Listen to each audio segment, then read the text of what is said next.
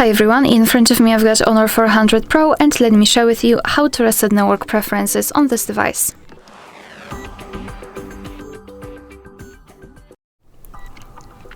So let's start with opening the settings, and here we have to scroll down to the very bottom to find system and updates. Then let's tap on this reset option, and here we've got reset network settings, so this option right in the middle.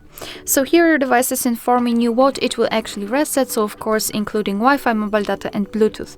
So just tap on reset network settings, confirm everything with your pattern, PIN or password, of course if you've got one. Here we've got the information that this operation cannot be undone, so just be aware and tap on reset network settings. And here we've got the information, which means that we just successfully reset all network preferences. Alright, so that will be all. Thank you so much for watching. Please hit the subscribe button and leave the thumbs up.